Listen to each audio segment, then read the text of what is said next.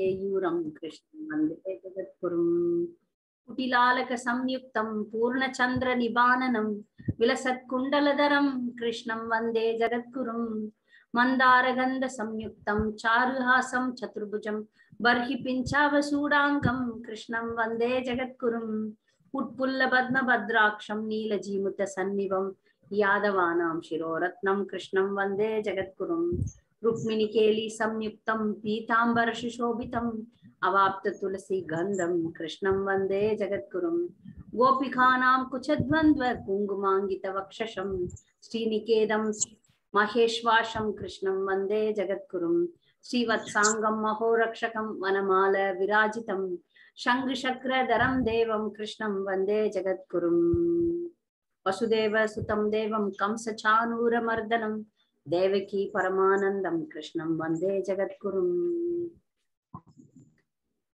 कृष्णाय वासुदेवाय देवकी नंदनाय च नंदगोपकुमाराय गोविंदाय नमो नमः. கிருஷ்ண ஜென்மாஷ்டமி விழாவை நாளை கொண்டாடவிருக்கிறோம். அதனால இன்னைக்கு கிருஷ்ணர் எப்படி பக்த வத்சலராக இருக்கிறார் என்பதை பற்றி பார்க்கலாம். கிருஷ்ணருக்கு முழுமுதற் கடவுளான கிருஷ்ணர் அனன்ய குணங்கள், எண்ணில் அடங்காத நற்குணங்களை கொண்டவர். அவருடைய குணங்கள் எவ்வளவோ இருக்கு. வேதங்கள் அவரை நிர்குண அப்படின்னு சொல்லுது. நிர்குண என்றால் பௌதிக களங்கமான குணங்கள் இல்லாதவர்னு அர்த்தம்.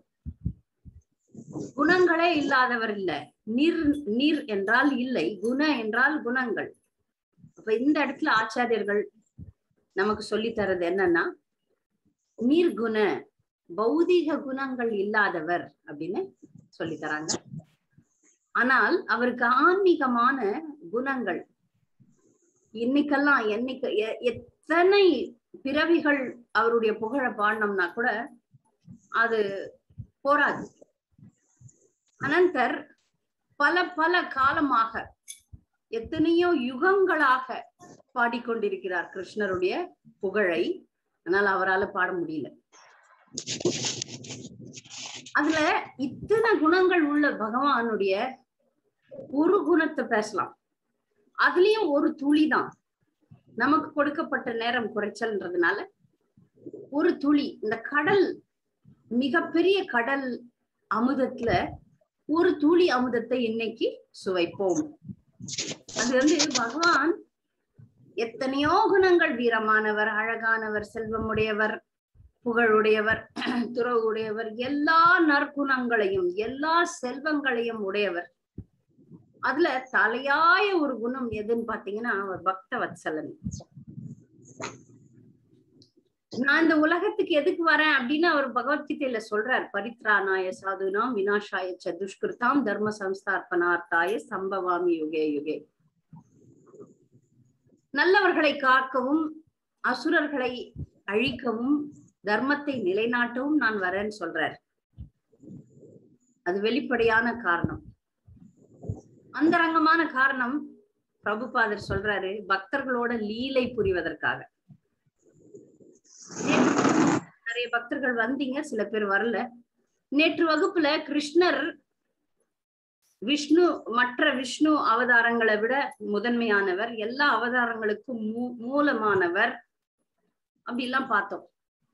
அதுல அவருக்கு முக்கியமா 4 சிறப்புகள் உண்டு.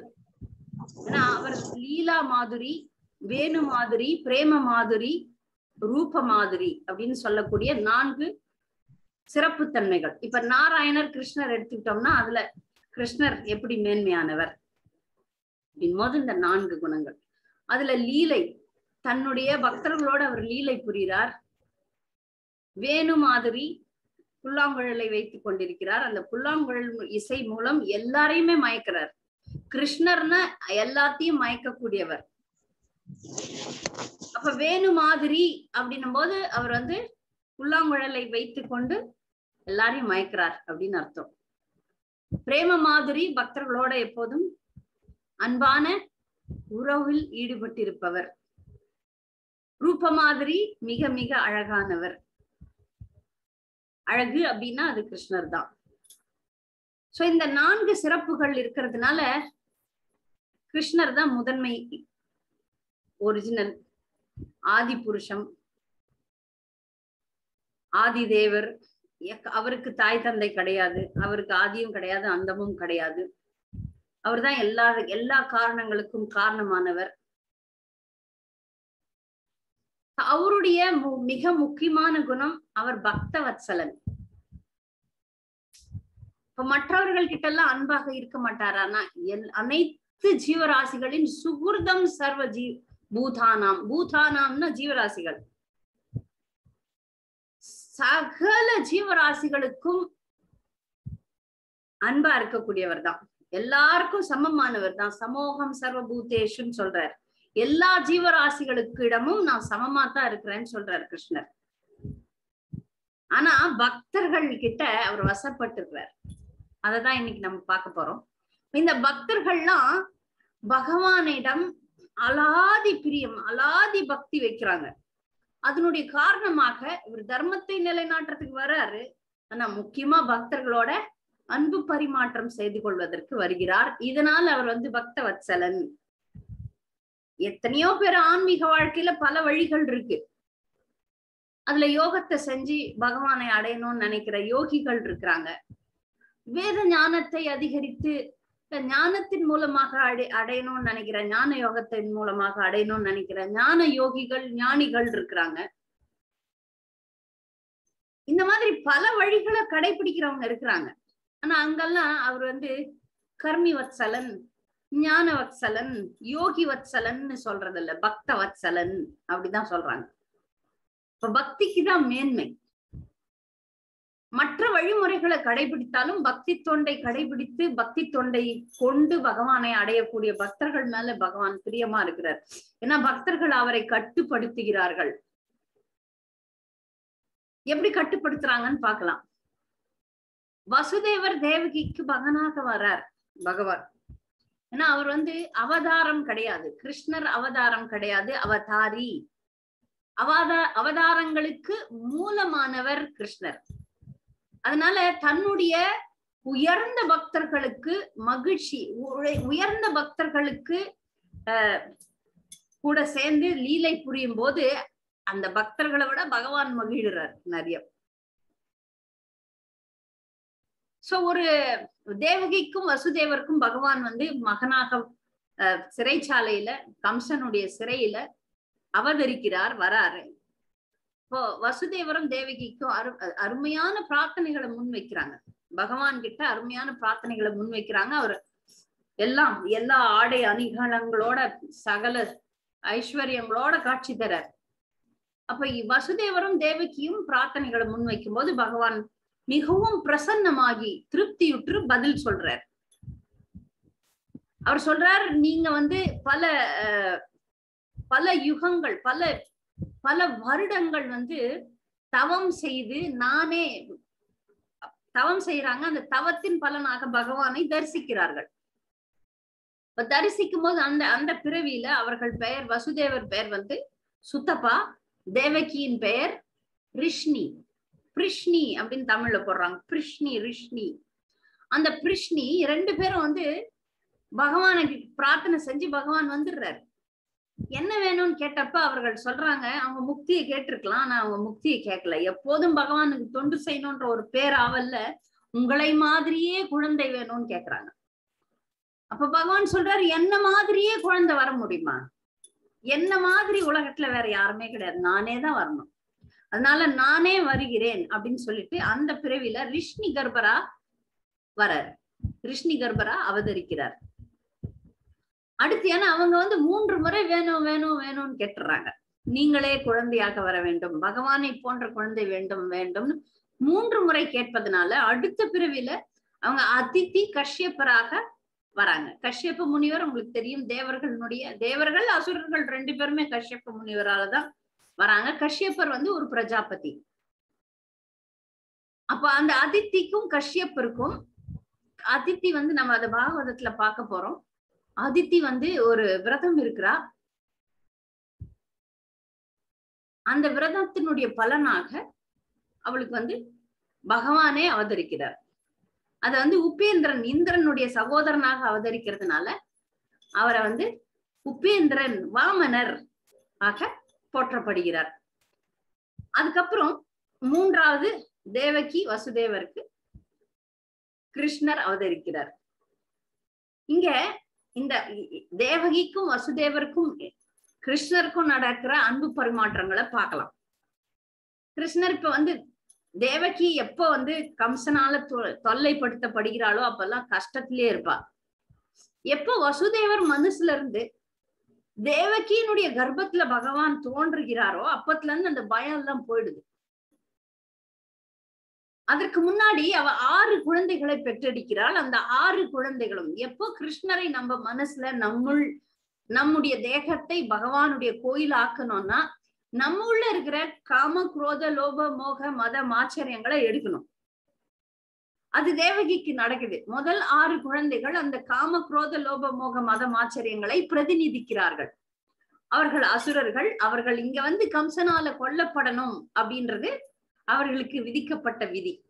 கம்சன் முற்பிறவியில் அந்த அசுரர்களின் தந்தை. அதனால அவர்கள் வந்து இவளுக்கு குழந்தையாக பிறந்து கம்சனால கொல்லப்படுறாங்க. இப்ப தேவகி தூய்மை அடைகிறாள். அடுத்து யார் வர்றது?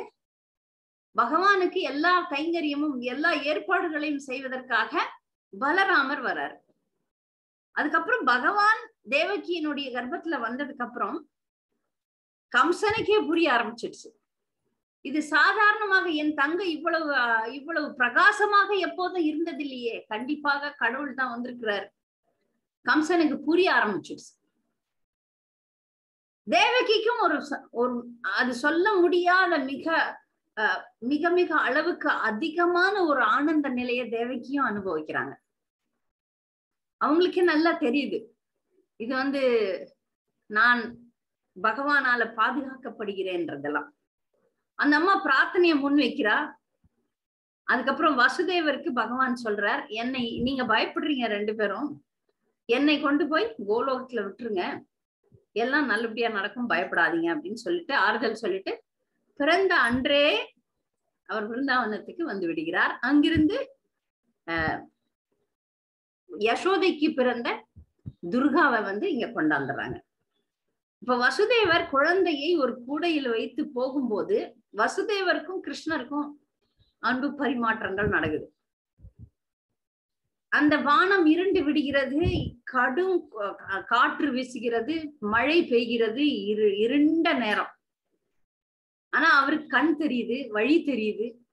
பகவான் அவரை நடத்தி செல்கிறார் வசுதேவரை. அப்படி நடத்தி செல்லும் போது வசுதேவருக்கு இருக்கிற அந்த வாத்சல்யம் எப்படி இருக்குதுன்னு பகவானுக்கு பார்க்கணும்னு ஆசை. அதனால என்ன பண்றாரு, அந்த கூடையில அவர் தூக்கின்னு போகும்போது அந்த கூடையில இருந்து யமுனையில கிருஷ்ணர் விழுந்துடுறாரு.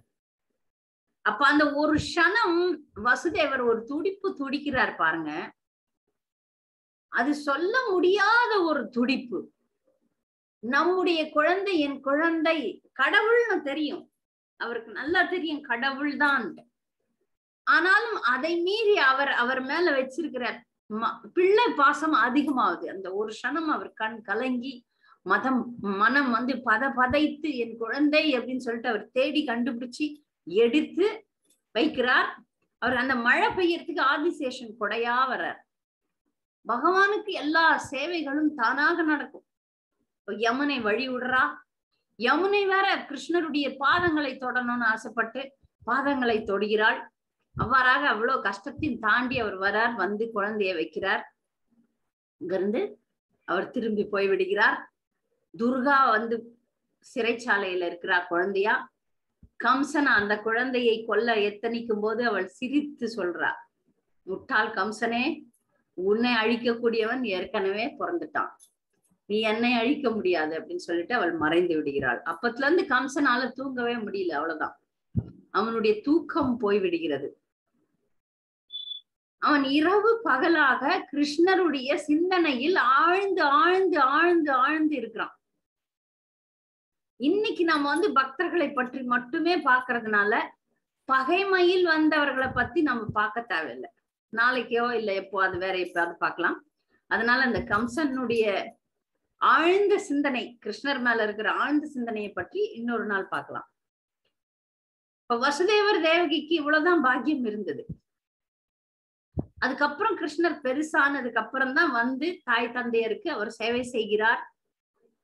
பெரியவனாகி கிருஷ்ணர் வந்து திரும்ப மீண்டும் வரும்போது 11 வயது, 12 வயது, திரும்ப தாய் தந்தையரை வந்து சிறையிலிருந்து விடுவிக்கிற நேரத்துல அப்பவும் தேவகிக்கு வந்து கிருஷ்ணரை பார்த்து குழந்தை, ஒரு பிறந்த குழந்தை மேல ஒரு தாய்க்கு எவ்வளவு பால் சுரக்குமோ அந்த மாதிரி கிருஷ்ணரை பார்த்து அவளுக்கு பால் சுரக்கிறது. அந்த அளவுக்கு அவளுக்கு கிருஷ்ணர் மேல அன்பு இருந்தது.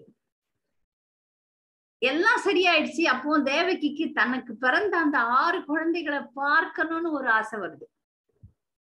கிருஷ்ணர் அந்த ஆசையும் நிறைவேற்றுறார். அந்த 6 குழந்தைகளையும் கொண்டு வந்து அவளோட காட்டுறார். அந்த 6 குழந்தைகளை மீண்டும் வந்து இது நரகலோகத்துல இருந்து எடுத்து அவளுக்கு காட்டி, அவர்கள் வந்து அதற்கு முன் பிறவியில தேவர்களா இருந்தாங்க, மீண்டும் அவர்களை தேவர்களாக மாற்றி விடுகிறார் கிருஷ்ணர்.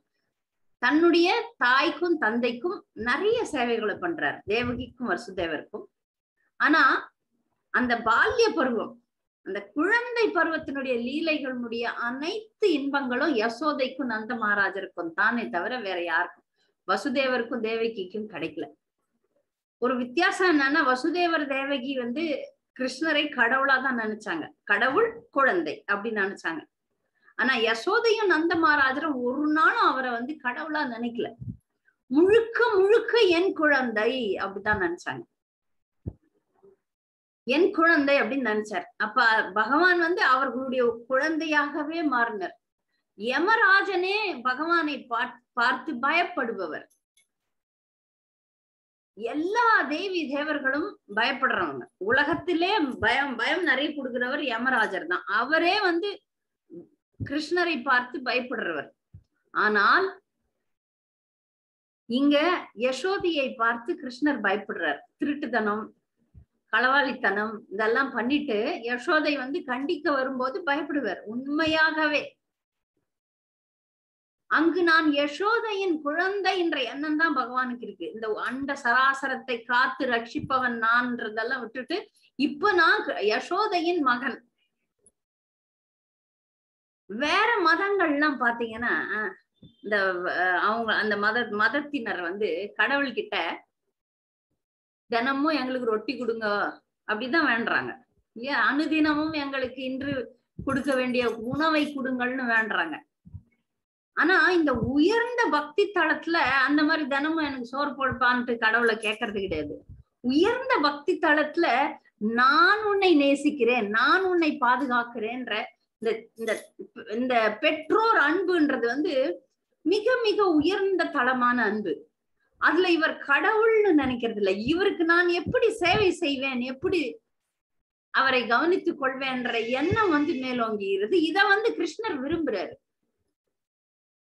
எனக்கு அனுதினமும் சோறு போடு, எனக்கு அனுதினமும் எனக்கு வேண்டிய உணவை கொடு, அதை கொடு, இதை கொடுன்ற அது பக்தியே கிடையாது.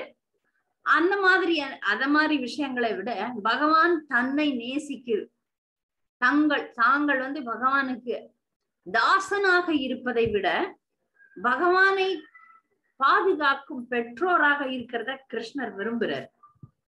அதனாலதான் உயர்ந்த பக்திக்கு, சுயநலம் இல்லாத, உள்நோக்கம் இல்லாத உயர்ந்த பக்திக்கு அவரை தலை வணங்குறார். இல்ல நந்த மகாராஜர் எப்பாவது வெளியே போனார்னா கிருஷ்ணரை அவருடைய பாதுகைகளை தலை மேல தாங்கி எடுத்து வந்து கொடுப்பார். அந்த அளவுக்கு நந்த மகாராஜருக்கும் அவருக்கும் பற்று இருந்தது, பாசம் இருந்தது, அன்பு இருந்தது. நிறைய விஷயங்கள்ல இவர் என் குழந்தை, இவரை பாதுகாக்கணும் அப்படின்னு சொல்லிட்டு நந்த மகாராஜரும் யசோதையும் நிறைய பிரார்த்தனை செய்வாங்க. நாராயணர்கிட்ட பிரார்த்தனை பண்ணுவாங்க. பசுனுடைய வால் கொண்டு சுத்தி போடுவாங்க கிருஷ்ணருக்கு. அவருக்கு எவ்வளவு இருக்கிறதுலே மிக மிக சிறந்த வெண்ணெய், பால், உணவுப் பொருட்கள், ஆபரணங்கள், அதை கொண்டு அவரை அழகுபடுத்துவாங்க, அவரை திருப்திப்படுத்துவாங்க. இப்படி இருக்கிற யசோதை வந்து இருக்கிறதுலே மிக உயர்ந்த நிலையில இருக்கக்கூடிய பக்தை அப்படின்றது நம்ம சம்பிரதாய கருத்து. நம்ம சம்பிரதாயத்துல ஏற்றம், கௌடிய சம்பிரதாயத்துல ஏற்றம் வந்து யசோதைக்கு தான். நல்லா யசோமதி நந்தனன் பாடுறாரு பக்தி வினோத் தாக்கூர். அப்போ யசோதை எப்ப பாரு யசோதைக்கு இதே தொல்லைன்றது நமக்கு தெரியும். சுத்தி முத்தி இருக்கிற எல்லா கோபியர்களும் கிருஷ்ணர் பண்ற தொல்லை எங்களால தாங்க முடியலம்மா, உங்க வீட்டுல நீ எவ்வளவு மாடு வச்சிருக்க, எல்லாம் வச்சிருக்கிற, ஆனா எங்க வீட்டுல வந்து திருடுறான் வெண்ணைய. அப்படி சொல்லும் போது கிருஷ்ணரும் பலராமரும் ஒண்ணுமே தெரியாத குழந்தைங்க மாதிரி உட்கார்ந்துட்டு இருக்குமா. அப்ப அந்த கோபியர்கள்லாம் இங்க எல்லா திருட்டுத்தனமும் பண்ணிட்டு வந்து இங்க வந்து இப்படி பேசாம உட்கார்ந்துட்டு இருக்கிறாங்க. ஆனா பாரு எவ்வளவு அமக்கலம் பண்றாங்க. யசோதை கேட்டு கேட்டு கேட்டு சலிச்சுட்டா. இதேதான் எப்பவுமே என் குழந்தையை குரல் சொல்வதே உங்களுடைய வேலை அப்படின்னு சொல்லிட்டு சண்டை போட்டு போட்டு தோத்து போறா. சரி, எப்படியாவது நம் வீட்லயே நல்ல தரமான வெண்ணெயை நாம செய்யணும். அப்ப குழந்தை வெளியே எங்கேயும் போகாதே, எப்பவுமே நல்ல தரமான வெண்ணெய் தான் இருக்கு, ஆனாலும் வெளியே போய் சாப்பிடணும்னா தான் அவங்களுக்கு ஆசை. சரி, இன்றைக்கு வந்து மிக சிறப்பாக கவனத்தோட நல்லா செய்யலாம் அப்படின்னு சொல்லிட்டு பாலை அடுப்புல வச்சுட்டு தயிர் கடையறா. தயிர் கடையும் போது அவளுக்கு கிருஷ்ணர் மேல இருந்த அன்புல பால் பெருகி வருது, தாய்ப்பால். இப்ப கிருஷ்ணர் அந்த இடத்துல வந்துடுறாரு. தத்தி தத்தி நடக்கிற சின்ன குழந்தை தூக்கி பால் கொடுக்குறா. எனக்கு இந்த பால் வேணும்னு பால் கொடுக்குறா. ஆனா அதுக்குள்ள என்னாச்சு, தயிர் கடையறத விட்டுட்டா, அங்க பால் இருக்குது அடுப்புல, அதுவும் கிருஷ்ணருக்காகத்தான். இங்க பால் கொடுக்குறா, அந்த பால் வந்து அடுப்புல இருக்கிற பால் பொங்கி வெளியே வருது.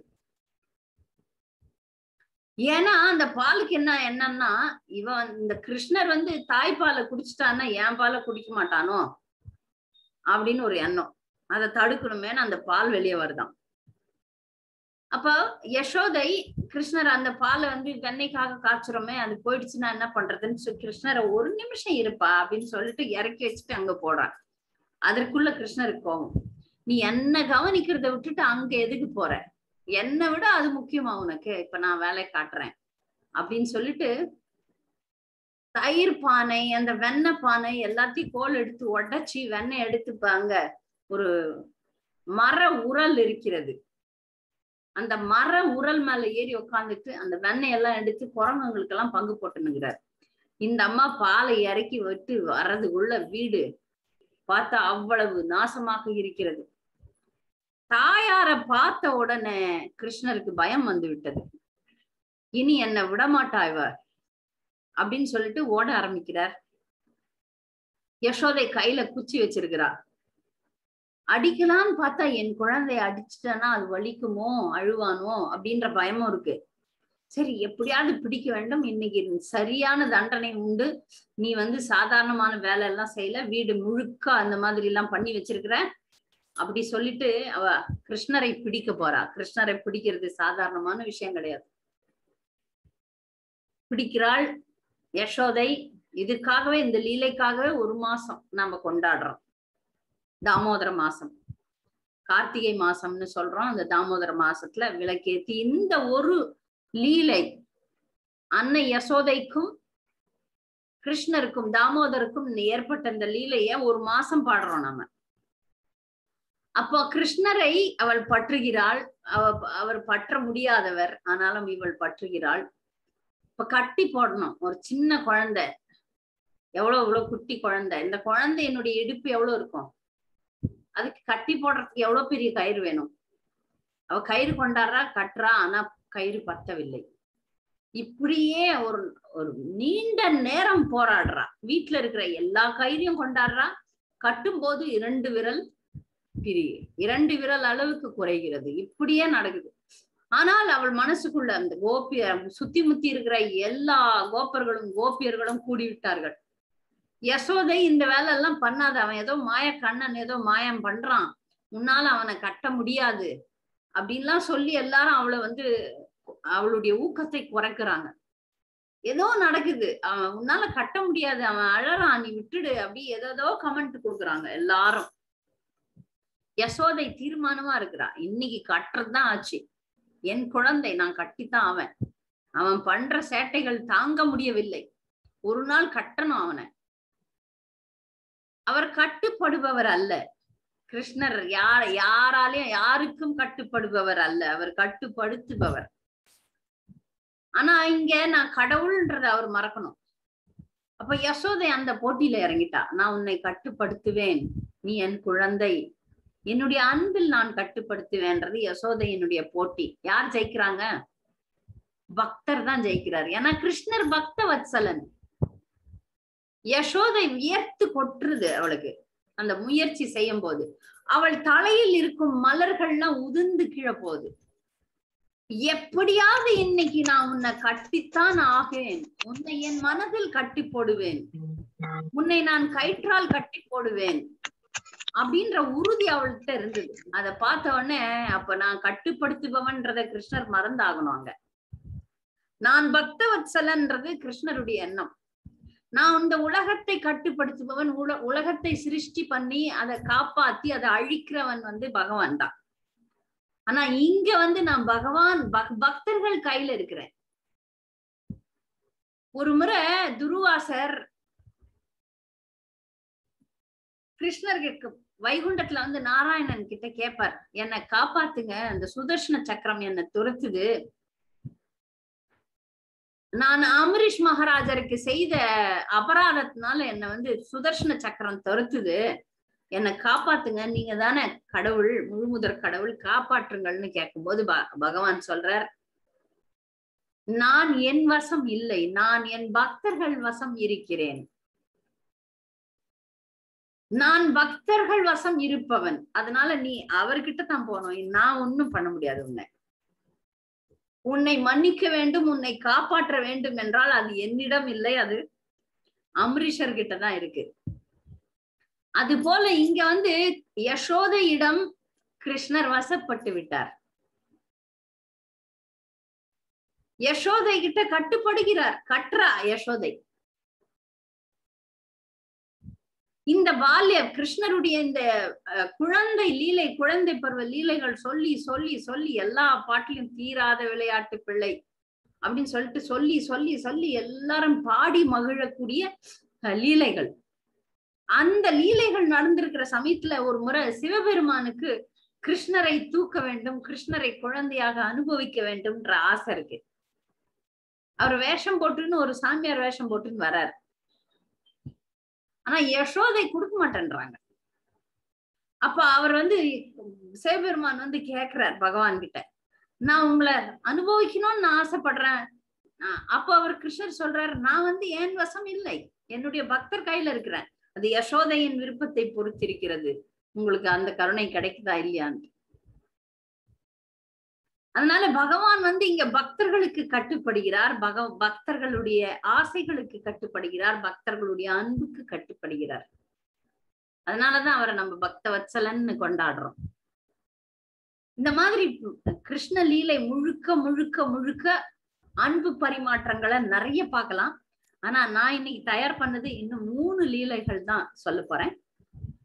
நான் தாய் அன்புக்கு யசோதைக்கு ஈடா உலகத்துல யாருமே கிடையாது. தேவகி இருக்கிறாங்க, ஆனா தேவகியை விட ஒரு படி அதிகம் யசோதை தான் அப்படின்னு நம்முடைய பரம்பரை ஆச்சாரியர்கள் நமக்கு உணர்த்துகிறார்கள். அதனால தேவகி நந்தன்றதை விட யசோதை நந்தன் தான் அதிகம். அப்ப யசோதை இவ்வாறாக கிருஷ்ணரை தன்னுடைய அலாதி பிரியத்தோட வளர்க்கிறார். கிருஷ்ணர் பல லீலைகளை புரிகிறார். இந்த வெண்ண திருடுற லீலை எல்லாம் எல்லாரும் கேட்டு கேட்டு நிறைய கேட்டிருப்போம். ஒரு முறை கிருஷ்ணர் வளர்ந்த பிறகு, ஓரளவு சுமாரா வளர்ந்த பிறகு காடுகளுக்கு போவாங்க கோப சிறுவர்களோட.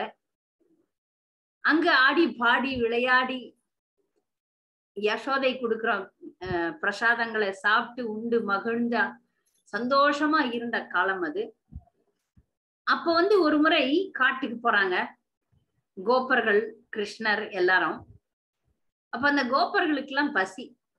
இந்த கூட வர இடைச்சிறவர்கள் எல்லாம் பாத்தீங்கன்னா அவர்களுக்கு இருக்கிற நம்பிக்கை யாருக்கும் கிடையாது.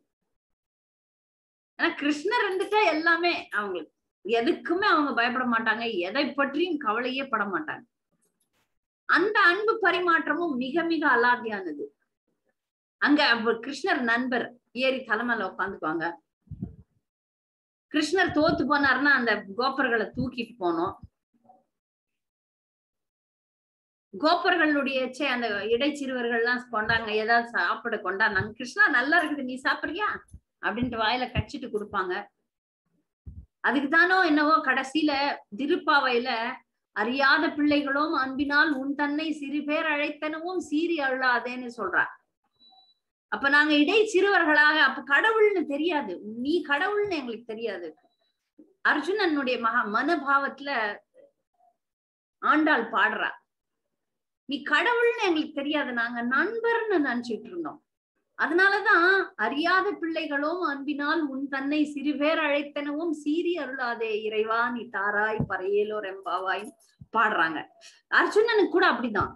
அர்ஜுனன் சின்ன வயசுல இருந்து அத்தை மகன், மாமன் மகன், இப்படி அப்படி அந்யோன்யமா இருந்தாங்க. அங்க குருஷேத்திர போர்லதான் தெரியும் இவர் கடவுள்னு, அது வரைக்கும் தெரியாது. ஒரே படுக்கையில இந்த பக்கம் கால் அந்த பக்கம் தலை அப்படி வச்சு ஒன்றாக வளர்ந்தவர்கள். அர்ஜுனன் விஸ்வரூபத்தை காட்டுறாரு, எல்லா ரூபத்தையும் காட்டுறாரு, நான் தான் கடவுள் அப்படின்னும் போது பயம் வந்துருது அர்ஜுனனுக்கு. இந்நாள் வரைக்கும் நீ என்னுடைய நண்பன் நினைச்சிட்டு இருந்த, நீ கடவுள் அப்படின்னும் போது பயம் வந்துருது. இல்ல எனக்கு நீ என்னுடைய நண்பனாகவே இருக்க வேண்டும் கிருஷ்ணா, உன்னை நான் அதே ரூபத்துல பார்க்க விரும்புறேன், விஸ்வரூபம் வேண்டாம் அப்படின்னு சொல்லிட்டு அவர் மாத்திக்கிறார். அவ்வாறாக இந்த இடை சிறுவர்களோட அவர் விருந்தாவன காட்டுல விளையாடிட்டு இருக்கும் போது ஒரு நாள் இடை சிறுவர்களுக்கு பசி எடுத்துக்குது. எல்லாம் கொண்டு போனதெல்லாம் காலி ஆயிடுச்சு. அதனால பசி எடுக்கிறது. பசி எடுக்கும்போது அங்க பிராமணர்கள் வேத மந்திரம் ஓதிக்கொண்டு யஜ்யங்களை செய்து கொண்டிருக்கிறார்கள், யாகங்கள் செய்து கொண்டிருக்கிறார்கள். அப்ப கிருஷ்ணர் சொல்றார், கிருஷ்ண பலராம் இருக்கிறாங்க, அவங்க போல இந்த இடை சிறுவர்களை சொல்றாங்க, நீங்க போயிட்டு அந்த பிராமணர்கள் யாகம் வளர்க்கிறார்கள், அந்த யாகத்துல போய் கேளுங்க, அது முடிகிற தருணத்துல இருக்கு, எல்லாத்தையும் கொடுப்பாங்க, நீங்க சாப்பிடலான். ஆனா அந்த பிராமணர்கள் பலநோக்கு செயல்ல ஈடுபட்டிருக்கும் ஸ்மார்த்த பிராமணர்கள். அவர்களுக்கு கிருஷ்ணர் தான் வேதத்தின் இலக்குன்னு தெரியாது. கிருஷ்ணருக்கு தான் நம்ம எல்லாமே செய்யறோம்ன்றதனுடைய முடிவும் தெரியாது. வேதத்தின் இறுதி இலக்கு கிருஷ்ணர் தான் இல்லையா? அதை நம்ம பகவத்கீதையிலே பாக்குறோம். வேதங்களின் இறுதி இலக்கு, வேதத்தில் சொல்லப்படுற இலக்கு கிருஷ்ணர் தான். ஆனா அது அவங்களுக்கு தெரியாது, அந்த பிராமணர்களுக்கு தெரியாது. அதனால என்ன பண்றாங்க, அதை தர மறுக்கிறார்கள். நீங்க போங்க போங்க திருத்தி விட்டுறாங்க. அப்ப அந்த இடை சிறுவர்கள் கோப்பர்கள்லாம் கிருஷ்ணர்கிட்ட சொல்றாங்க, அவங்க தரமாட்டேன்றாங்க அப்படின்னு. சரி கவலைப்படாதீங்க, யாசகம் கேட்டு நம்ம போகும்போது சில நேரத்துல கிடைக்கும், சில நேரத்துல கிடைக்காது, அதனால கவலைப்படாதீங்க, அந்த பிராமணர்களினுடைய மனைவிகள் கிட்ட போய் கேளுங்க அப்படின்னு சொல்றாரு. இந்த பிராமணர்களுடைய மனைவிகள் நல்ல பக்தர்கள். அவர்கள் கிருஷ்ணரை நினைச்சு தவம் இருக்கக்கூடியவர்கள். அவர்கள்லாம் கிருஷ்ணர் எப்போது பார்க்க போகிறோம், கிருஷ்ணர் எப்பாவது கிடைப்பாரா அப்படின்னு சொல்லிட்டு ஆசைப்பட்டு இருக்கக்கூடிய பக்தர்கள். அவர்கள் கிட்ட போய் கோப்பர்கள் கேட்டவொடனே அவங்க வைத்திருந்த எல்லாத்தையும் எடுத்துக்கிட்டாங்க. நாங்களே கிருஷ்ணருக்கும் பலராமருக்கும் கொடுக்குறோம், உங்களுக்கும் கொடுக்குறோம்னு சொல்லிட்டு செஞ்ச எல்லா பலகாரங்களும் எல்லா உணவு பொருட்களையும் எடுத்துக்கிறாங்க கையில. அப்ப அந்த பிராமணர் மனைவிகளுடைய கணவர்கள், வீட்டுல இருக்கிற ஆண்கள், சகோதரர்கள் எல்லாரும் தடுக்கிறாங்க, நீங்க போக கூடாது அங்கெல்லாம். ஆனா அதை மீறி அவர்களுடைய பக்தி அதிகமாக இருக்கிறதுனால அவங்க பிரபுபாதர் எழுதுறாரு கிருஷ்ண புக்ல, இந்த பெண்கள் அங்க வீட்டுல அவங்க போட்ட தடையை மீறி வராங்க கிருஷ்ணர்கிட்டயும் பலராமர்கிட்டயும். தங்கள் கையால கிருஷ்ணன் தாயன்போட, இவர்களும் தாயன்பு தான் காட்டுவாங்க, குழந்தைகளுக்கு பரிமாறுகிறார்கள், ஆனந்திக்கிறார்கள். இதை பார்த்த உடனே கிருஷ்ணர் அவர்களுடைய பக்தியை போற்றுகிறார். இவர்கள் படித்தவர்கள் கிடையாது, வேதங்களை படித்தவர்கள் கிடையாது, ஆனா கிருஷ்ணரை உணர்ந்தவர்கள், கிருஷ்ணர் மேல உண்மையான பக்தி வைத்து கொண்டிருப்பவர்கள். அதனாலதான் அவங்களுக்கு இது கடவுள் கிருஷ்ணர் வந்திருக்கிறார், அவருக்கு நம்ம செய்யணும்ன்ற எண்ணம் இருந்தது. பிராமணர்கள் அவ்வளவு வேதம் படிச்சும் அந்த அறிவு இல்லாம போயிடுச்சு. அதுக்கப்புறம் அவர்கள் அந்த பிராமண பெண்கள் கிருஷ்ணர்கிட்ட என்ன சொல்றாங்கன்னா, நாங்க இப்ப வீட்டை விட்டுட்டு வந்துட்டோம், எல்லாரும் வேண்டாம் வேண்டாம்னு சொன்னாங்க, நாங்க வீட்டை விட்டுட்டு வந்துட்டோம், இனி நாங்க திரும்பி போக மாட்டோம், உன்னோடதான் இருப்போம் அப்படின்னு சொல்லும்போது கிருஷ்ணர் சொல்றார், நீங்க கவலைப்பட வேண்டாம், நீங்க போய் திரும்பி உங்களுடைய கடமைகளை ஆரம்பிங்க, எல்லாருடைய இதயத்திலும் பரமாத்மாவாக இருக்கும் நான் அவர்களை திருப்பி விட்டுருவேன், அவர்களை திருந்த செய்வேன், நீ போங்க, நீங்க போங்க, பயப்படாமல் திரும்பி போங்கன்னு சொல்றார். அந்த பிராமணர்களுடைய மனைவிகள் பெற்ற பெரும் பாக்கியம், அன்னைக்கு கிருஷ்ணருக்கு நெய்வேத்தியம், கிருஷ்ணருக்கு எல்லாத்தையும் படைக்கக்கூடிய பாக்கியம், கிருஷ்ணருக்கு நேரடியாக கொடுக்கக்கூடிய பாக்கியம் அவர்களுக்கு கிடைச்சது. அதுல ஒரு பிராமணருடைய மனைவி அந்த அன்பு பரவசத்துல அப்பவே தேகத்தை விட்டு விடுகிறாள். சோ இவ்வாறாக அந்த பிராமணர்களினுடைய மனைவிகள் அனைவரும் தூய பக்தர்கள் அப்படின்னு சொல்லிட்டு பிரபுபாதர் எழுதுறார். சோ அந்த இடத்துல பகவான் பக்த வத்சலனாக அந்த பிராமணர்களை தண்டிச்சிருக்கலாம், பிராமணர்களை ஏதாவது குறை சொல்லி இருக்கலாம், எதுவுமே பண்ணல. இந்த மனைவிகளுக்காக அவர்களை மன்னிச்சு இவர்களுக்காக இவர்கள் செய்த பக்தினால அவர்கள் தப்பிச்சுட்டாங்க. அதுக்கப்புறம் அந்த பிராமணர்களும் திருந்துகிறார்கள், மனம் வருந்துகிறார்கள். கிருஷ்ணரே நேர்ல கேட்டோம், எங்களுக்கு புத்தியில உரைக்கலையே, நாங்க இவ்வளவு செய்து வீணாக போய்விட்டதேன்னு சொல்லிட்டு அதன் பிறகு அதை உணர்கிறார்கள். இது இந்த லீலை முடிஞ்சதுக்கு அப்புறம் நிறைய லீலைகள், அதெல்லாம் நான் வரிசை கிரமமாக சொல்லவில்லை. பகவான் எப்படி பக்தவத்சலனாக செயல்படுகிறான்ற இந்த இனிமையான லீலையை எங்கேயோ ஒரு சில இடங்கள்ல இருந்து எடுத்து சொல்றேன். அடுத்து உங்களுக்கு எல்லாருக்கும் தெரியும் அக்ரூரர் மதுரா நகரத்துல கம்சனுடைய மந்திரியாக இருக்கக்கூடியவர், கிருஷ்ணருடைய உறவினர்.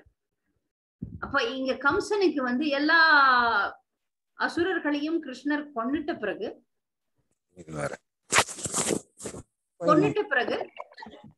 கம்சனுக்கு புரிஞ்சு போகுது, இனி கிருஷ்ணனை இங்க வர வச்சு கொல்லணும், அதற்காக நிறைய மல்யுத்த வீரர்களை முஷ்டிகன், சானூரன் இவர்கள்லாம் தயார் பண்ணி வைக்கிறான். அக்ரூரரை அனுப்பி கிருஷ்ண பலராமரை மதுராவுக்கு வர வச்சு இங்க அவர்களை மல்யுத்தத்துக்கு கூப்பிட்டு அவர்களை தண்டிக்க வேண்டும் அப்படின்றதுதான் திட்டம். அதை செய்யணும் அப்படின்றதுக்காக அக்ரூரரை அனுப்புறாங்க. அக்ரூரரும் ஒரு பக்தர். இங்க இந்த இடத்துல பல லீலைகள் நடக்குது, அதெல்லாம் நம்ம சொன்னோம்னா டைம் ஆகும். அதனால அக்ரூரருக்கும் கிருஷ்ணருக்கும் என்ன நடக்குதுன்றது மட்டும் சொல்றேன். அக்ரூரர் கிருஷ்ண பலராமரை கொண்டு வராங்க பிருந்தாவனத்துல இருந்து மதுராக்கு. அப்படி கொண்டு வரும்போது அக்ரூரருக்கு அப்போ சந்தேகம் வந்துருது, இவங்க கடவுள் தானே அப்படின்ட்டு. அப்ப சந்தியாவந்தனம் பண்ணணும்ன்றதுக்காக அந்த தேரை நிறுத்திட்டு போய் ஆத்துல குளிச்சுட்டு, யமுனையில குளிச்சுட்டு சந்தியாவந்தனம் பண்ணலான்னு பார்க்கும்போது, அந்த ஆத்துல குளிக்கும் போது தலைய முக்கும் போது அங்க இந்த கிருஷ்ண பலராமர் தான் ஆதிசேஷனாகவும் நாராயணராகவும் இருக்கிறாங்க. அந்த வைகுண்ட காட்சியை பாக்குறாரு. பார்த்தா அதுல இருக்கிற அந்த ரெண்டு பேரும் இங்க இருக்கிற அதே ரெண்டு பேரும் ஒரே மாதிரி இருக்கிறாங்க. திரும்பி வெளியே அப்படி பாக்குறாரு, அவங்க தானா அவங்க அங்கேதான் இருக்கிறாங்க. இந்த லீலைய பகவான் நான் தான் சாட்சாத் முழுமுதற் கடவுள் அப்படின்றத அக்ரூரருக்கு காண்பிக்கிறார். அதனால அவர் மன தைரியத்தோட இந்த குழந்தைகளை நம்ம மதுராவுக்கு கொண்டு போகிறோம், அங்க கம்சன் கொன்னு விடுவானோன்ற பயம் இல்லாம அவர் கொண்டு போறார். அங்க மதுரா நகரத்துல கிருஷ்ணரும் பலராமரும் நடக்கிறத ஆண்டாள் பாசுரத்துல சொல்றார். மாறி மலை முழிஞ்சில் மன்னி கிடந்திறங்கும் சீரிய சிங்க மாறி உற்று தீ விழித்து வேரி மயிர் பொங்க எப்பாடும் பேர்ந்து தறி மூறி நிமிர்ந்து முழங்கி புறப்பட்டு போதிருமா போலே நீ பூவைப்பூ வண்ணா உன் கோயில் நின்று இங்கனே போந்தியருளி கோப்புடைய சீரிய சிங்காசனத்தில் இருந்து யாம் வந்த காரியம் ஆராய்ந்து அருளேலோர் என்பாவாய். அந்த சிங்கம் காட்டுல மாறி மலை முழிஞ்சில் மண்ணி கிடந்துறங்கும். அப்படியே அந்த சிங்கம் அதனுடைய வீரத்தெல்லாம் மறந்து தூங்கிட்டு இருக்கு. ஆனா எப்போ ஒரு போருக்கு புறப்படணும், ஒரு வேட்டைக்கு போகணும் அப்படின்னும் போது மூறி முழங்கி புறப்பட்டு அந்த நடை பாருங்க, கிருஷ்ணரும் பலராமரும் நடக்கிறது சிங்க நடையாக இருக்கிறது. இளமையான சிங்கங்கள் நடந்து போகுது. அத வந்து மதுரா நகரத்துல இருக்கிற எல்லா பக்தர்களும் கொண்டாடுறாங்க. அங்க ஒரு பக்தருக்கு ஒரு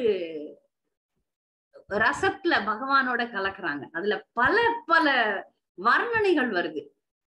இப்ப தாய் தந்தையர் வயசுல இருக்கிறவங்க எல்லாம் என்னுடைய குழந்தையாட்டம் பாக்குறாங்க. குழந்தையாட்டம் கிருஷ்ணரையும் பலராமரையும் பாக்குறாங்க. இந்த வீரர்கள், மல்யுத்த வீரர்கள்லாம் ஒரு எதிரியா பாக்குறாங்க, சண்டைக்கு வரலாமா அப்படின்ட்டு. இளம் பெண்கள்லாம் கிருஷ்ணரை வந்து காதலனாக பார்க்கிறார்கள். இவ்வளவு அழகான இளவரசர்கள், சிங்கத்தை போன்ற நடையுடையவர்கள் அப்படின்னு சொல்லிட்டு பாடுறாங்க. அதுக்குதான் வந்து இந்த மாரிமலை முஞ்சின் அவர் நடந்து அந்த மதுரால நடந்து போறது வந்து ஒரு சிங்க நடையாக இருக்கிறது. அப்ப அங்க அவர்கள் நடந்து போறது அந்த இவர்கள் வந்து கிராமத்து சிறுவர்கள். இப்ப நகரத்துக்கு வராங்க. நகரத்துல பலவிதமான விஷயங்கள் இருக்கும். ஆனா இவர்கள் வந்து மிக உயர்ந்த கடவுள் அப்படின்னு சில பேருக்கு தெரியும். சில பேருக்கு வந்து உண்மையாகவே பக்தர்கள்ன்றதுனால அவர்கள் கிருஷ்ணரை வரவேற்று, அபக்தர்கள்லாம் தண்டனை பெற்றார்கள்.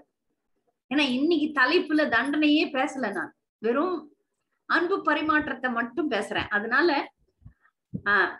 ஒரு தையக்காரன் கிருஷ்ணருக்கும் பலராமருக்கும், அவன் வந்து கம்சனுக்கு தையல்காரன் தான். ஆனா கிருஷ்ண பலராமர் மேல வச்சிருந்த பக்தினால இவர்களுக்கு அழகிய ஆடைகளை தைத்து கொடுக்கிறான், பகவானுடைய அருளை பெறுகிறான்.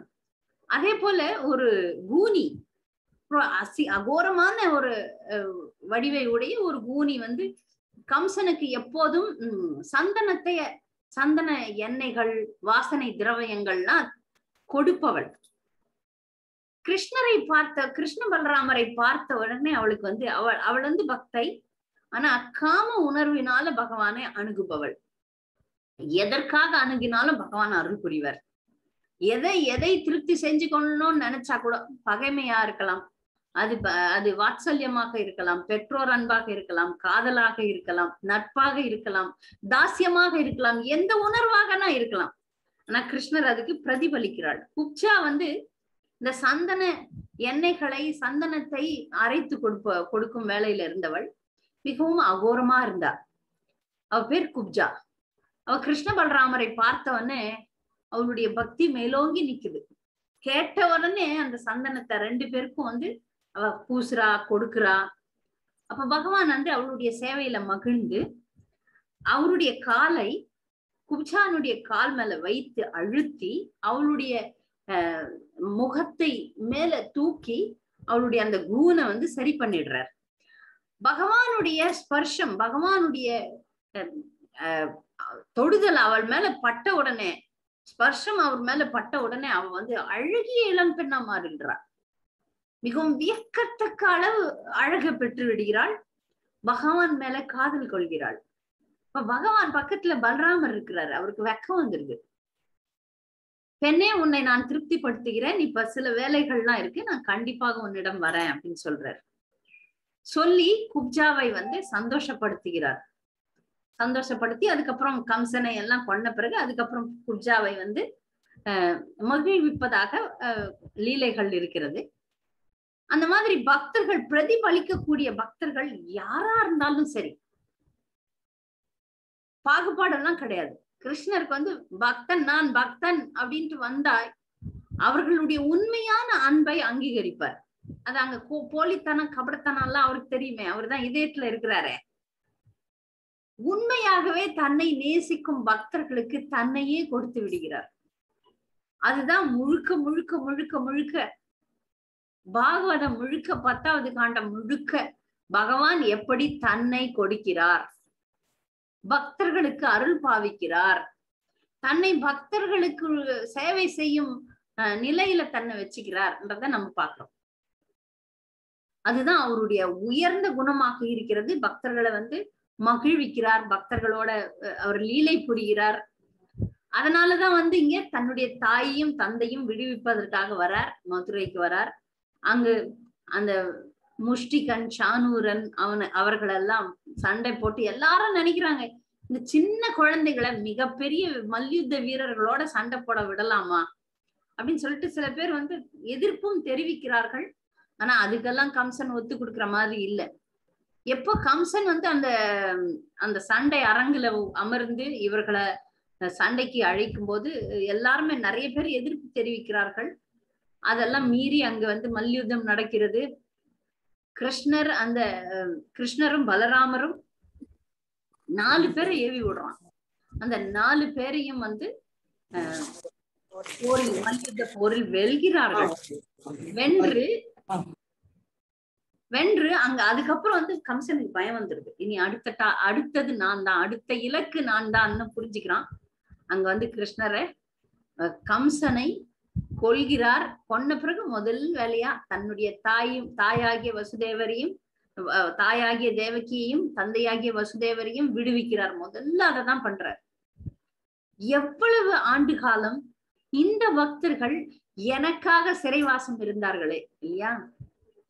தன்னையே நினைச்சு இப்ப யசோதைக்கு அந்த ஆனந்தம் கிடைச்சது, குழந்தை பருவ ஆனந்தம் கிடைச்சது. ஆனா இவர்களுக்கு அது கிடைக்கவே இல்லையே. இவரையே நினைச்சு அவங்க வந்து நம்பிக்கையோட இருந்தாங்கன்றதுனால முதல்ல தாய் தந்தையரை வணங்குகிறார். வணங்கி அவர்களை காக்கிறார். காத்து அப்புறமா மதுரையை ஆள்கிறார்ன்றதை நம்ம பாக்குறோம். அவருடைய லீலையாக இருக்கிறது. மேலும் இந்த மாதிரி தொடர்ந்து அதுக்கப்புறம் வந்து துவாரகை ராணிகளோட அவருடைய லீலை இருக்கு. நிறைய லீலைகள் இது பல பக்தர்களோட உத்தவரோட மீண்டும் கிருஷ்ணர் வந்து ஒரு முறையாவது இங்க விருந்தாவனத்துக்கு வந்தாருன்னா வரல. அவர் அந்த ரத யாத்திரை லீலையின் போது ஒரு முறை வந்தார் அப்படின்றது இருக்கு. ஆனா அதற்கப்புறம் வந்து அவர் விருந்தாவனத்துக்கு வரவே இல்லை. ஏன் அப்படின்னு ஒரு ஒரு கேள்வி எல்லாருடைய மனசுலயும் இருக்கும். ஏன்னா உயர்ந்த பக்தர்கள் யாருன்னு பாத்தீங்கன்னா விருந்தாவன பக்தர்கள் தான்.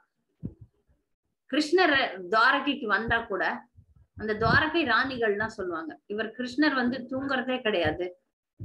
யாரோ கை உயர்த்தி இருக்கிறீங்க ஏதாவது? ஹரே கிருஷ்ணா. உமா சங்கரி மாதாஜி கேக்குதா? கிளாஸ் முடிச்சிருங்க. எஸ் மாதாஜி, கிளாஸ் முடிச்சிருங்க. நான் லாஸ்ட் கேக்குறேன் மாதாஜி. கிளாஸ் முடிச்சிட்டு இருக்கேன். சரிங்க, முடிச்சிட்டு போறேன். இன்னும் ஒரே ஒரு லீலை தான். அப்ப அந்த துவாரகையில இருக்கிற ராணிகள்லாம் நாங்க எவ்வளவுதான் அன்பாக கிருஷ்ணர்கிட்ட இருந்தாலும் எங்களையே கொடுத்தாலும் அவர்களும் பக்தியில குறைந்தவர்கள் அல்ல. ருக்மிணி அந்த 8 ராணிகள் முதன்மையான ராணிகள், 16,100 ராணிகள், 8 ராணிகள் சிறப்பான ராணிகள். அவங்கள தலையாய சிறந்த ராணி வந்து ருக்மிணி. அவர்கள்லாம் வந்து சொல்றாங்க, நாங்க என்னதான் பகவானுக்கு சேவை பண்ணாலும் அவர் திடீர்னு ராத்திரில எழுந்து ஓடுவார். கோபர்களை நினைப்பார், யசோதைய நினைப்பார், ராதாராணிய நினைப்பார், அந்த பிருந்தாவனத்தையே நினைச்சிட்டு இருக்கிறார். கனவெல்லாம் அவர்களையே பேசிட்டு இருப்பார். அதனால அவர்கள் தான் சிறந்த பக்தர்கள் அப்படின்றத நாங்க புரிஞ்சுக்கிறோம்னு அவங்க சொல்லுவாங்க. நமக்கு எல்லாருக்குமே தெரியும், இந்த ஒரு லீலையோட நான் முடிச்சுக்கிறேன். நமக்கு எல்லாருக்குமே தெரியும் இந்த துவாரகை லீலையில உயர்ந்த பக்தர் வந்து ருக்மிணி தான். கிருஷ்ணர் ருக்மிணிய எப்பவுமே கிண்டல் பண்ணிட்டே இருப்பார். ஒரு முறை ருக்மிணிய வந்து பேசும்போது, ருக்மிணியோட பேசுறார் பகவான், அந்தரங்கமாக பேசி கொண்டிருக்கும் போது அவர் கேலி செய்கிறார். நீ மிகப்பெரிய இளவரசியாக இருந்தாய், உனக்கு தகுதி வாய்ந்த மன்னன் வந்து சிசுபாலன் தான், அவனை விட்டுட்டு நீ என்னை திருமணம் செய்து கொண்டாய். நானும் ஆடு மாடு மேய்த்து கொண்டிருக்கும் ஒரு இடையர் குலத்தவன், என்னிடம் வந்து அவ்வளோ ஐஸ்வர்யங்கள் அவ்வளோ இதெல்லாம் கிடையாது. வீரமான நீ சிசுபாலனை போன்றவரை தான் திருமணம் செய்து கொண்டிருக்க வேண்டும். இப்படி எல்லாம் பேசும்போது இதை உண்மையாக நினைத்து ருக்மிணி வந்து மயங்கி விழுகிறாங்க. அதுக்கப்புறம் கிருஷ்ணர் அவங்கள தாங்கி, இல்ல நான் சும்மாதான் உன்னை விளையாட்டுக்கு தான் சொன்னேன்னு சொல்லிட்டு சமாதானப்படுத்துவார். இன்னொரு லீலையில வந்து நாரதர் வந்து துவாரகைக்கு வரார். அப்போ நாரதர் கிருஷ்ணரை வந்து எங்களுக்கு கொடுத்துருங்க அப்படின்னு சொல்லிட்டு சத்யபாமாவிடம் கேட்பார். சத்யபாமானுடைய லீலைகள்லாம் எல்லாரும் கேள்விப்பட்டுதான் அந்த அம்மா வந்து கொஞ்சம் ஸ்ட்ராங்கா இருப்பாங்க. சத்யபாமா என்ன சொல்றாங்கன்னா, கிருஷ்ணருக்கு சமமா எடைக்கு எடை எல்லாம் நகையா கொடுத்துறோம், நகை எடுத்துட்டு போயிடுங்க அப்படின்னும் போது சரி கொடுங்க. கிருஷ்ணரை ஒரு தராசிலும் கிருஷ்ணர் பக்கத்துல அவங்க கிட்ட இருந்த எல்லா செல்வங்களையும் எடுத்து வந்து வைக்கிறாங்க. அப்ப கூட கிருஷ்ணருக்கு சமமா ஆகல எதுவுமே. அப்போ இக்கட்டான சூழ்நிலையில மாட்டிக்கிறாங்க சத்யபாமா. இப்ப கிருஷ்ணரை வந்து நாரதர் கொண்டு போயிடுவார் எடைக்கு எடை கொடுக்கலன்னா. அப்ப எதை கொட்டுறாங்க ஒண்ணுமே தராசு மாறவே இல்லை, அது மேலதான் இருக்குது. இவர் கிருஷ்ணர் கீழே இருக்கிறார், சமமாக மாறவில்லை. அப்ப கலங்கி நிக்கும் போது ருக்மணி வராங்க. கிருஷ்ணருக்கு சமமா ஒண்ணு வைக்கணும்னா துளசி தாமா, துளசி வை. ஒரு இலை துளசி வச்சவன கீழே இறங்கிடுது தராசு. அதனால துளசி என்னன்னா, துளசியை கிருஷ்ணருக்கு அர்ப்பணிக்கும் போது துளசிக்கு வந்து துளசியை கொடுக்கும் போதுதான் கிருஷ்ணர் மனசு இறங்கிடுறார். ஏன்னா துளசியும் பக்தை, தன்னுடைய பக்தர்களுக்கு மிக உயர்ந்த ஸ்தானத்தை கிருஷ்ணர் கொடுத்திருக்கிறார். அதனால பக்தவத்சலன் அப்படின்றது வந்து இந்த லீலையில இருந்து நமக்கு புரியுது. இவ்வாறாக பகவானுடைய லீலைகள் வந்து கடல் போன்றது. இன்னைக்கு நம்ம சில துளிகளை கேட்டோம். மீண்டும் நம்ம அப்புறம் தொடர்ந்து கேட்கலாம். பக்தர்களுக்கு கூடுதல் கருத்துக்கள் இருந்தா தெரிவிக்கலாம். ஹரே கிருஷ்ணா. தண்டவத் பிரணாம். தண்டவத் பிரணாம்.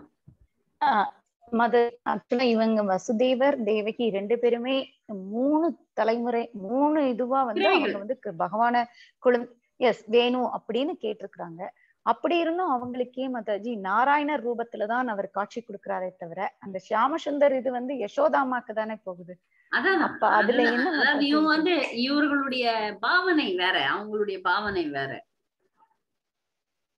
அதனால இவர்கள் குறைச்சு சொல்ல முடியாது. தேவகி வசுதேவரை குறைச்சுல, அவர்களோட ஒப்பிடும் போது யசோதை நந்த மகாராஜர் தான் முதன்மை பெறுபவர்கள். அதுலயும் கொஞ்சம் வித்தியாசம் இருக்கு. அதனால அவர்களுக்கு அது அவர்களுடைய தாய் அந்த பெற்றோர் அன்பு இவர்களதை விட அதிகம். அதனால அங்க அதுக்கு வந்து பகவான் பாரபட்சமானவர்னு சொல்ல முடியாது. எவ்வளவு பெரிய பாத்திரத்துல நீங்க நீரை பிடிக்கிறீங்களா, மழை நீர் எல்லா இடத்துலயும் கொட்டுதுன்னு வச்சுக்கோங்க. நீங்க சின்ன பாத்திரத்துல பிடிச்சீங்கன்னா சின்ன பாத்திர அளவுக்கு நீர் நிரம்பும். பெரிய பாத்திரம் பிடிச்சீங்கன்னா பெரிய பாத்திரம் அளவுக்கு நீர் நிரம்பும். அந்த மழையானது பொதுவானது. பகவான்றவர் பொதுவானவர் தான். ஆனா பக்தர்களுடைய பக்திக்கு ஏத்த மாதிரி பிரதிபலிக்கிறார். ஆனா அவங்க வந்து தவம் பண்ணாங்க இல்ல மாதாஜி, பகவான மாதிரியே வேணுங்கும் போது நானே பண்ணவங்க யசோதையும் நந்த மகாராஜரும். அதை விட பெரிய தவம், அவங்கள விட அதிகம். அதனாலதான். ஆனாலும் அவங்களுக்கும் சோதனை உண்டே, பிரிவுலதான் பக்தி அதிகமாகும்னு பிரிஞ்சிடுறாரு. அதுக்கப்புறம் யசோதை என்ன எப்படி இருந்திருப்பாங்க யோசனை பண்ணு பாருங்க. கிருஷ்ணர் மதுராக்கு வந்ததுக்கு அப்புறம் யசோதையினுடைய நிலைமை எப்படி இருந்திருக்கும்? அவர்களால கேட்கும் போது கூட அவர் கடவுள்னு சொல்றதுக்கு யசோதாமா சம்மதிக்க மாட்டேங்கிறாங்க. இல்ல, அவர் உலகத்தை காமிச்சாரு. அப்புறமா இருக்காதே, இது என் குழந்தை அப்படின்னு மாறிடுறாங்க. தேவகி வசுதேவருக்கு கண்டிப்பா இவர் கடவுள்னு தெரியும். எப்படி அவங்க அதித்தி கஷ்யப்பருக்கு வாமனர் தான் வந்திருக்கிறார், உபேந்திரர்னு தெரியும். ஆனா இங்க அந்த நினைவு கூட யசோதைக்கும் நந்த மகாராஜருக்கும் இல்ல. அதனால யசோதை நந்த மகாராஜர் தான். நம்ம சம்பிரதாயத்துல ஏற்றம் வந்து இவங்களுக்கு தான், இவங்களுக்கு தான். ஆனா துன்பமும் அவங்களுக்கு தான். அந்த பிரிவு துயர்ன்றது எவ்வளவு பெரிய பிரிவு துயர், அதை விட வேற என்ன இருக்கு? ஆனா அந்த பிரிவுல பக்தி அதிகமாகுதான். நம்முடைய சம்பிரதாயமே பிரிவுல வந்து யுகாயுத்தம் நிமிஷேன சக்ஷுஷா பிரவருஷாயுத்தம் சூன்யாயுத்தம் ஜெகத் சர்வம் கோவிந்த விரகேனமே அப்படின்ற சைத்தன்ய மகாபிரபு பாடுறது. பிரிவுல பக்தி அதிகமாகுது. அதேதான், அததான் விருந்தாவன பக்தர்களுக்கு பகவான் பரிசா கொடுத்திருக்கிறார். அது தாங்க முடியாததுதான். அது வரைக்கும் அவங்க பகவானோட ஒன்றி லீலையில இருந்து ஆடி பாடி மகிழ்ந்து அதுக்கப்புறம் கடைசி வரைக்கும் துன்பத்திலே இருந்தாங்க, பிரிவு துயர்லயே இருந்தாங்க. இந்த பாடலை சிஷ்டாஷ்டகமே வந்து விருந்தாவன பக்தர்கள் பாடுற மாதிரி தான் சைத்தன்ய மகாபிரபு பாடி காட்டியிருக்கிறார். மற்ற மதுரா பக்தர்கள் இருக்கிறாங்க, துவாரகை பக்தர்கள் இருக்கிறாங்க, இவங்களெல்லாம் விட விருந்தாவன பக்தர்களுக்கு தான் ஏற்றமே அதிகம். ஏன்னா கிருஷ்ணர் கனவுல கூட அவர்களை தான் நினைக்கிறாராம். மற்ற பக்தர்கள் என்ன பண்ணாலும் அவங்களுக்கு கோபியர்கள் தான் முதன்மை. அதுக்கப்புறம் கோப்பர்கள், யசோதை, நந்த மகாராஜர் போன்ற பக்தர்களுக்கு தான் அவருக்கு முதலிடமே. அவருடைய இருப்பிடமே பிருந்தாவனம் தான். இந்த லீலைகள் நித்தியமாக ஆன்மீக உலகத்துல நடந்து கொண்டிருக்கிறது. அங்கு பக்தர்களோட அவர் ஆடி பாடி மகிழ்கிறார். அங்க வந்து அசுரர்கள்லாம் வரமாட்டாங்க, அதெல்லாம் இருக்காது. மற்ற லீலைகள் எல்லாமே நிரந்தரமாக நடந்து கொண்டிருக்கின்றது. இந்த சம்பிரதாயத்துல இணைந்ததுனால நமக்கு வந்து ராதாகிருஷ்ணர் அன்புதான். நமக்கு வந்து சைத்தன்ய மகாபிரபுனுடைய சங்கீர்த்தன இயக்கத்துல இருப்போம். ராதாகிருஷ்ணருடைய அன்பு பரிமாற்ற அந்த இயக்கத்துல நம்ம இருப்போம்.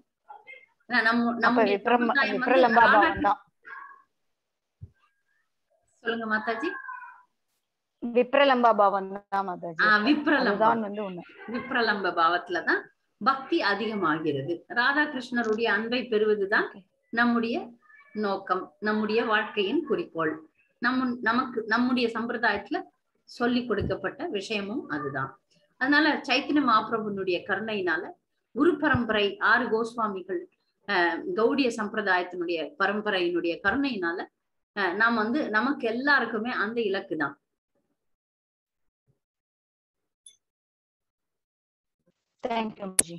நன்றி.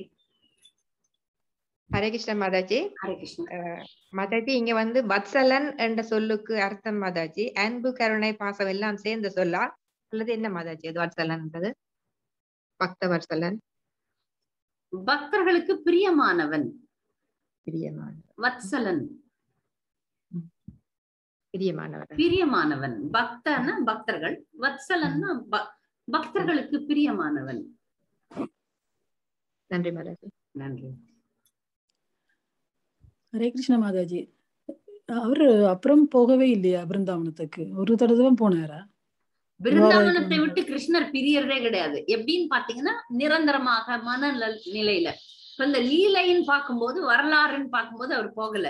ஆனா அவர் அங்கேயே அவர்களுடைய நினைவுகள்ல அந்த லீலைகள் எப்போதும் நடந்து கொண்டிருக்கிறது, அதெல்லாம் இருக்கு. ஆனா வரலாற்றுல அவர் திரும்பி போகவே இல்லை. அப்ப இந்த ரத யாத்திரையில இருக்க போனாரா? ரத யாத்திரை மட்டும் போயிட்டு ஆனா வந்துடுறாருல்ல திரும்பியும்.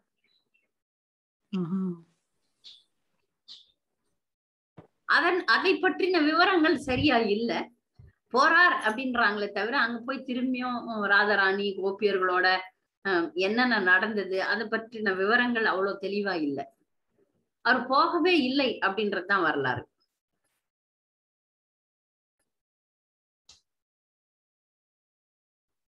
அப்ப ஆச்சாரியர்கள் இதுக்கு விளக்கம் கொடுக்கும்போது எப்படி சொல்றாங்கன்னா, பகவானுடைய அந்த பாவம் இருக்கே, அது வந்து பிருந்தாவனத்துல அவர் பிருந்தாவனத்துல இருக்கிற பகவான் தான் நிஜமாகவே தன்னுடைய முழு பகவானுடைய விஷயங்களை கொண்டவர். மற்ற பகவான் நீங்க மதுரால பாத்தீங்கன்னா அவர் ஐஸ்வர்ய பாவம், சண்டை போடுறது, மன்னனா இருக்கிறது, அந்த மாதிரி. மதுரா பிருந்தாவனத்துல எல்லாம் ஐஸ்வர்ய பாவம் தான். இங்க பிரேமை, அன்பு, வாத்சல்யம் அதெல்லாம் பிருந்தாவனத்துலதான். மற்ற பாவனைகள்லாம் பாத்தீங்கன்னா அங்க ஐஸ்வர்யம் தான். அங்க சண்டை போடுற சத்திரியனாக இருக்கிறார். இந்த புல்லாங்குழல் வைத்து மயிலிறகு வைத்து கிருஷ்ணனாக, அதுதான் மூல ரூபம். அது வந்து பிருந்தாவனத்துலதான். அங்க அவர் விரும்பி இருக்கக்கூடிய இடம் அது. இங்கெல்லாம் வந்து அவர் ஒரு கட்டுப்படுத்தும் கடவுளாக இருக்கிறார். ஹரே கிருஷ்ணா. ஹரே கிருஷ்ணா மாதாஜி. சொல்லுங்க. நந்த மகாராஜன் யசோதா மாதால என்ன தவம் செஞ்சாங்க கிருஷ்ணர் இப்படி மகனாக பெறுவதற்கு? ஆமா, அப்படி ஒரு பாட்டு இருக்குல்ல, என்ன தவம் செய்தனை யசோதா அப்படின்ட்டு பாடுறாங்க. அந்த அம்மா தவம் செஞ்சதா ஒரு இடத்துல பிரபுபாதர் எழுதுறாரு. நந்த மகாராஜர் துரோணர்னு ஒரு முனிவர், இந்த துரோணாச்சாரியார் கிடையாது, துரோணர்னு ஒரு முனிவர், அவருடைய மனைவியாக தரா அப்படின்ட்டு யசோதை அவங்களும் தவம் பண்ணாங்க அப்படின்னு சொல்லப்பட்டிருக்கு. ஆனா சில இடங்கள்ல ஆச்சாரியர்கள் என்ன சொல்றாங்கன்னா, அவங்க நிரந்தரமாக கிருஷ்ணருடைய பெற்றோர்கள். அப்படின்னு சொல்றாங்க. இவங்க தவம் பண்ணி அது ஒரு பதவியாட்டம், அந்த பதவி அடைந்தது மாதிரி இல்ல, அவங்க எப்பவுமே கிருஷ்ணருக்கு பெற்றோர்களாக இருக்கிறாங்க அப்படின்னு சொல்லிட்டு ஆச்சாரியர்கள் சொல்றாங்க. எப்படியும் ஏற்றம் வந்து யசோதை நந்த மகாராஜர். நன்றி மாதாஜி. நன்றி. ஹரே கிருஷ்ணா.